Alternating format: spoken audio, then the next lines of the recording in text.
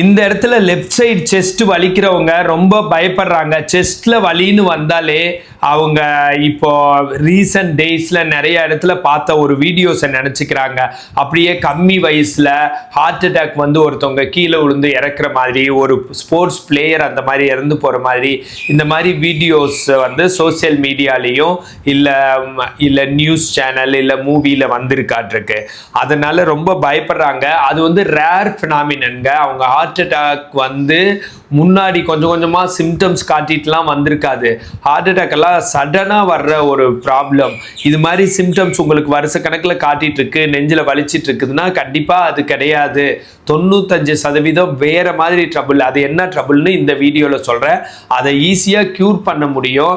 அதை அந்த மாதிரி நினச்சிக்கிட்டு 30-40 இசிஜி எடுக்கிறது, நிறைய எக்கோ ட்ரெட்மில் எடுக்கிறது, மன அழுத்தத்தில் ஆகிறது. பர்டிகுலர்லி கம்மி வயசுக்காரங்க தான், ஒரு 16-19 வயசில் இருந்து ஒரு 25 வயசு வரைக்கும் அதிகமாக இந்த மாதிரி யோசிச்சுட்டு இருக்காங்க. ரொம்ப ஸ்ட்ரெஸ் ஆகிருக்கிறாங்க.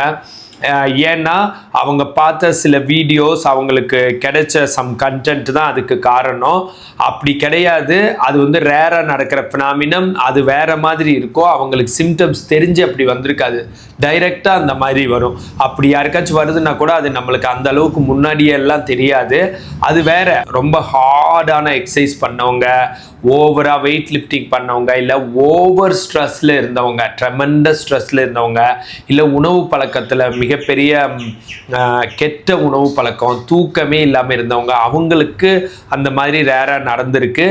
ஆனால் இப்போ உங்களுக்கெல்லாம் என்ன சொல்ல வரேன்னா, இந்த இடத்துல வர்ற வலி 95% சர்வைக்கல்லேருந்து வர்ற வலியாக இருக்குது. நீங்கள் மன அழுத்தம், ஸ்ட்ரெஸ், டிப்ரெஷன், ஆங்ஸைட்டி, மன அழுத்தம், சோகம், இல்லைன்னா ஃபியூச்சர் நினச்சி கவலைப்படுறது, அதனால எல்லாம் இங்கிருந்து அந்த ஸ்பைனல் நர்வ்ஸில் அந்த அழுத்தம் கண்டக்ட் ஆகி அங்கே இருக்கிற பிரச்சனை ரேடியேட் ஆகி இங்கே வரும். அங்கே இருக்கிற பெயின் ரேடியேட் ஆகி இந்த இடத்துல வந்திருக்கும்.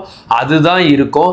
அதை தவிர மசில்ஸில் சும்மா பெயின், இல்லைன்னா சம் இன்ஃப்ளமேஷன்னால, நீர் கோத்துக்கிட்டதுனால வந்த வலி, இல்லைன்னா காஸ்டோகாண்ட்ரைட்டிஸ்னு ரிப்லியோ ஸ்டர்னம்லேயோ இன்ஃப்ளேம், நீர் கோத்துக்கிறது, இந்த மாதிரி தான் இருக்கிறதுக்கான வாய்ப்பு அதிகமாக இருக்குது. இந்த செஸ்ட் பெயின் இருக்கிறவங்க ரைட்லேயும் நிறைய பேர்த்துக்கு இருக்குது. ஆனால் ரைட்டில் இருந்தால் பயப்படாமல் லெஃப்ட்னா தான் ஹார்ட் அட்டாக்னு ரொம்ப பயந்துக்கிறீங்க. அதனால தான் லெஃப்ட்டை பற்றியே சொல்கிறேன். இது வந்து மேல் ஃபீமேல் செஸ்ட்லேயோ பிரெஸ்ட்லேயோ வந்து வலி வருது. இந்த வலியெல்லாம் ஈஸியாக போயிடும். அந்த வலிக்கிற இடத்துல ஐஸ் 10லேருந்து 15 நிமிஷம் வைங்க. அதுக்குன்னு இருக்கிற எக்ஸசைஸ் சொல்லித்தரேன், அதை செய்யுங்க. அதுக்கு முன்னாடி இதோட அசோசியேட்டடாக சில சிம்டம் எல்லாம் இருக்கலாம். கையில் கரண்ட் வர மாதிரி, கை விரல் மரமரப்பு, இங்கே ஸ்டெர்னோக்ளைடோமாஸ்டைட் ட்ரபீசியஸ், இதான் ஸ்டெர்னோக்ளைடோமாஸ்டைட் மசில், இதான் ட்ரபீசியஸ்.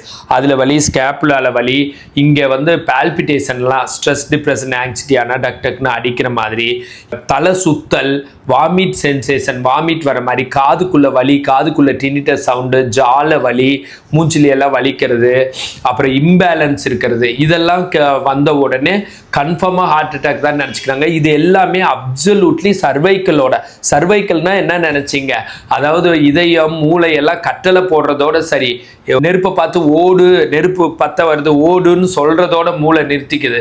ஓடுறது யாருன்னா ஸ்பைனல் கார்டு. இப்போ கோவம் வந்து இப்படி ஓங்கி டேபிள தட்டுறீங்க, கோவம் வந்தது மூளை, ஓங்கி தட்டினது ஸ்பைனல் கார்டு. இப்போ பேசுகிறோம், போகிறோம், பைக் ஓட்டுறோம், கார் ஓட்டுறோம், எல்லாமே ஸ்பைனல் கார்டு பண்ணுறதுங்க. Motor and sensory spinal cord தான். அந்த ஸ்பைனல்ங்கிறத மறந்துடாதீங்க. ஸ்பைனலுமே ஒரு பெரிய ப்ராப்ளம் தான். அது ப்ராப்ளம் என்னன்னு தெரிஞ்சுட்டு அதை வந்து நீங்கள் அதுக்குண்டான ட்ரீட்மெண்ட் எடுத்திங்கன்னா சரியாயிடும். ஃபார்ச்சுனேட்லி இந்த மாதிரி ஸ்பைனல் கார்டு ட்ரபிளுக்கு எக்ஸசைஸ் தான் உலகத்தில் ஒரு தீர்வாக இருக்குது, வேறு எதுவுமே இல்லை. எக்ஸசைஸ்னால் ரொம்ப ஃபிட்னஸ் சென்டருக்கோ யோகாவுக்கோ போய் பண்ணுற அந்த நார்மல் ரெகுலர் எக்ஸசைஸ் கிடையாதுங்க. அது இந்த பெயினை அதிகப்படுத்தி விட்டுரும். இதுக்குன்னு இருக்கிற ஒரு நான் ஏரோபிக்ஸ், நான் வெயிட் பேரிங் எக்ஸசைசஸ், இதுக்குன்னு இருக்கிற எக்ஸசைசஸ் ஃபிசியோதெரபிஸ்ட் தெரிஞ்சு ப்ராப்பராக பண்ணணும். அந்த மாதிரி எக்ஸசைஸ் தெரிஞ்சுக்கணுன்னா எனக்கு உலகத்தில் எங்கே இருந்தாலும் கால் பண்ணுங்கள். கண்டிப்பாக அந்த எக்ஸசைஸ் சொல்லி கொடுத்து இதை பர்மனெண்ட்டாக க்யூர் பண்ண முடியும். இப்போ நான் இந்த சர்வைக்கல்னால வருதுன்னு சொல்லிட்டேன். இப்போ அதுக்கான சர்வைக்கலுக்கான 2-3 எக்ஸசைஸ் சொல்லி தரேங்க. இப்படி மேலே ஷோல்டரை லிஃப்ட் பண்ணி 1 2 3 4 5 6 7 8 9 10 கீழே போட்டு 1 2 3 4 5 6 7 8 9 10 again 2 1 2 3 4 5 6 7 8 9 10 relax 1 2 3 4 5 6 7 8 9 10 3 1 2 3 4 5 6 7 8 9 10 relax 1 2 3 4 5 6 7 8 9 10 இது மாதிரி 7. இது மாதிரி rotation clock wise 7, rotation anti clock wise 7. இந்த மாதிரியும் இந்த எல்லா 7 தடவை இப்படி கையை கோர்த்து மேலே 1 2 3 4 5 6 7 8 9 10 ரிலாக்ஸ் 7 இந்த மாதிரியெல்லாம் எக்ஸசைஸ் பண்ணி கண்டிப்பாக க்யூர் பண்ணலாம். இப்போ டூஸ் அண்ட் டோன்ட்ஸ் பற்றி மோனிஷா ஃபிசியோதெரபிஸ்ட் சொல்லுவாங்க. ஓகே, உங்களுக்கு வந்துட்டு இப்போது நெக்கில் பெயின் இருந்துச்சு அப்படின்னா என்னென்ன செய்யணும் செய்யக்கூடாது அப்படின்னு சொல்லிட்டு நீங்கள் ஸ்ட்ரைட்டாக மல்லாக்க படுக்கிறப்போ பில்லோ எதுவுமே வைக்கக்கூடாது. அப்படி வேணும் அப்படின்னா ஒரு லேயர் ஆஃப் பெட்ஷீட் மாதிரி மட்டும் வச்சுக்கலாம்.